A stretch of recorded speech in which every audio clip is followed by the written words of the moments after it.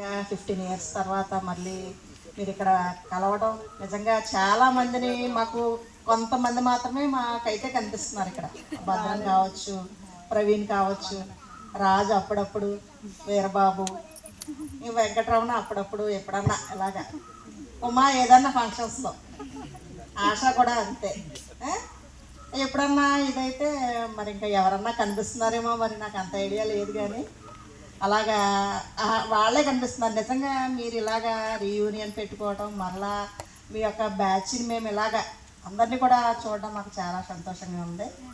మరి ముఖ్యంగా ఎడ్యుకేషన్ పరంగా చెప్పాలంటే నిజంగా మేము వాలంటీర్స్ కింద వర్క్ చేసినా కూడా నేను నాగేశ్వరరావు సారు 2007-8 నుంచే మేము గౌతమి స్కూల్లోకి రావడం అనేది జరిగింది. మేము ఫస్ట్ అంతా కూడా వాణి విద్యా విహార్, డిగ్రీ అయిన తర్వాత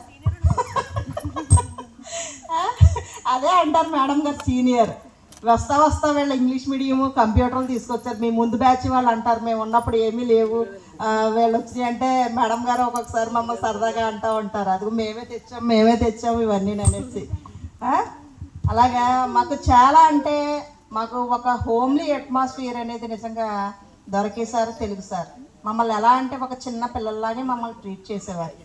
మేము నిజంగా మేము ఈ రోజుకి కూడా మేము ఎవరన్నా అయితే కానీ వేరియేషన్ అనేది ఉంటుంది, కానీ ఆ విధంగా మాకు చక్కని ఎంకరేజ్మెంట్ ఇచ్చారు. నేనైతే చెప్తున్నాను, ఇక్కడ చూసుకున్నట్టయితే నేను వాణి విద్యా విహార్లో డిగ్రీ అయిన వెంటనే ఆదినారాయణ సార్ నన్ను అక్కడ ఉంచడం జరిగింది. అక్కడి నుంచి మళ్ళీ నేను ఇక్కడ 2007కి ఇక్కడికి వచ్చి 10th చెప్పాలి అని నేను చాలా భయపడ్డాను.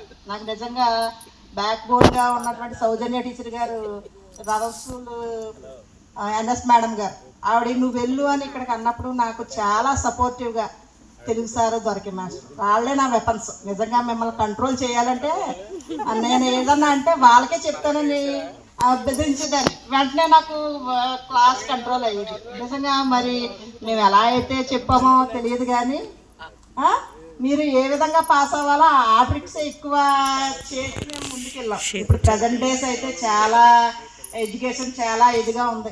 నిజంగా మన వాళ్ళ వాళ్ళ పిల్లలు ఎవరో అన్నారు ఇద్దరు ఇంగ్లీష్ రావట్లేదని.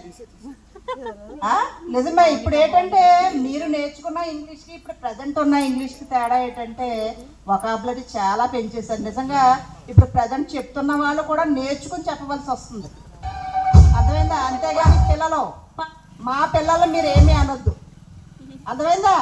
మా పిల్లలంటే మీ పేరెంట్స్, ఎవరిని ఏమీ అనొద్దు.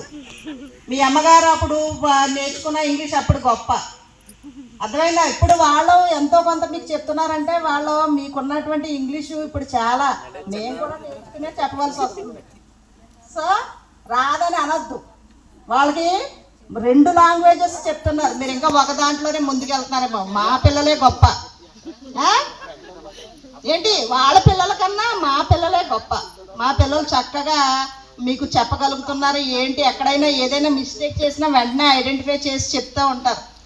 ఎందుకంటే నేను ఎందుకు ఇలాగా చెప్పగలుగుతున్నానంటే నేను వాణి విద్యా విహార్లో చేసినప్పుడు డిఎస్ఎన్ మూర్తి గారండి, ఆదినారాయణ మాస్టర్ వాళ్ళ మేనమామ గారండి, ఆయన ఒక 80+ ఎంత ఉంటుంది సారు. ఆ టైంలో ఆయన ఇంగ్లీష్ మాస్టర్ చాలా వృద్ధుడైన. ఎలా అంటే నేను అప్పుడు ఇంగ్లీష్ అనమాట, నేను ఇలాగా ఇదైపోతే కనుక నేను షార్ట్ హ్యాండ్ అయ్యి ఉన్నాను. అక్కడ ఇంగ్లీష్లో ఇచ్చారు వాణి విద్యా విహార్లో. నాకు ఒక చిన్న మిస్టేక్ అనమాట. నాకు ఏంటంటే అప్పుడు నేను డిగ్రీ అయిన కొత్తలో జాయిన్ అవ్వడం, ఇటువంటి ట్రైనింగ్లు ఏమీ లేదు. అప్పుడు చేసుకున్నప్పుడు చిన్నది ఇక్కడ ద పికాక్ ఫెదర్స్ ఆర్ అని పెట్టారు. ఫెదర్స్ వచ్చినాయి కదా, ఫ్లోరల్ కదా ఉంది అనేసి ఆర్ అని పెట్టారు. చెప్తున్నాను ఇక్కడ ఏంటంటే ఒక రెక్టిఫికేషన్స్ అనేది ఎవరికి ఏంటంటే లెర్నింగ్ స్టేజ్లో ఉన్నప్పుడు ఆర్ అంటారు. సార్ ఒక్కొక్కసారి వచ్చి ఆ నోట్స్ చూసారనమాట, ఆర్ కాదు ఇక్కడ ఈజ్. పికాక్ అనేది సింగులర్ కాబట్టి ఏముండాలి అక్కడ ఈజ్ అంటే ఏంటి, సీనియర్ మోస్ట్ కాబట్టి వెంటనే చెప్పారు. అక్కడ ఇలాగ చేసేసారు, ఈ టీచర్ మిస్టేక్ చేసిందని చెప్పట్లేదు. ఆయన చూడండి, ఆయన ఏంటంటే అయ్యో మనం తెలియలేని విషయం చెప్పారు అన్న దాంతో ఇంకా మనం జాగ్రత్తగా ఇంకా ముందుకు వెళ్ళడానికి అవకాశం ఉంటుంది. మీకు చదువుల్లో మేము ఏదైనా చేసినా ఇది చేసినా మనకి ఏంటంటే అప్పుడు ప్రజెంట్ ఏంటంటే పోయమ్స్ పోయమ్స్ 4 పోయమ్సే చదివించేదాన్ని, 18 క్వశ్చన్సే నాంటేలు చదివించేదాన్ని, ప్యాసేజ్లు మాత్రం చాలా క్లియర్గా ఎక్స్ప్లెయిన్ చేసిందాన్ని, రైటింగ్ దగ్గర చాలా కేర్ తీసుకున్నాను. అదే నా సీక్రెట్ ఏమో నిజంగా. నేను అక్కడ బోర్డు మీద ఉన్నది చూసినప్పుడు పర్సంటేజ్ చూసినప్పుడు చాలా భయం వేసేది, బాబా నేను రీచ్ అవుతానా లేదా అనేసి. నిజంగా దేవుడి దయ వల్ల ఎప్పుడు 90 పైనే ఉంది, కిందకి దిగలేదు.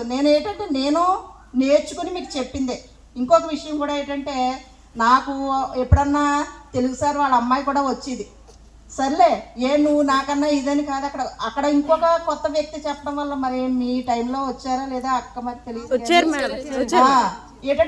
ఏంటంటే నేను చెప్పేది వేరైనా ఇంకో కొత్త పర్సన్ వచ్చి చెప్పడం వల్ల ఏంటంటే ఎలా చెప్తారు అనేటువంటి ఇంట్రెస్ట్తో కూడా మీరు ఉంటారు. అంటే కొత్త పాయింట్ కూడా నేర్చుకుంటారనే ఉద్దేశమే. ఎవరైనా సరే నాకంటే ఎక్కువ మీరు ఒకవేళ మీరు ఫ్యాకల్టీగా మీరు చాలామంది ఇక్కడ చెప్తూ ఉన్నారు, ఒకవేళ ఎవరన్నా ఏదన్నా వచ్చి చెప్పినా కూడా అందులో మనం నేర్చుకునే విషయాలు కూడా ఉంటూ ఉంటాయి. చూడండి, చాలామంది ఇక్కడ చెప్పారు, అక్కడ విజయ్, ఆ తర్వాత భ్రమరాంబ, ఇంకా కొంతమంది వర్క్ చేస్తున్నారు ఇక్కడ, ట్రైనింగ్ అయిన వాళ్ళు ఉన్నారు. మీరు ఏదన్నా ఇదైతే కొత్త విషయాలు ఏంటంటే ఇప్పుడంటే అంతా కూడా కొంచెం టెక్నాలజీ బేస్ చేసుకుని మనం ముందుకెళ్తున్నాం, బోల్డ్ ఇన్ఫర్మేషన్ ఉంటుంది.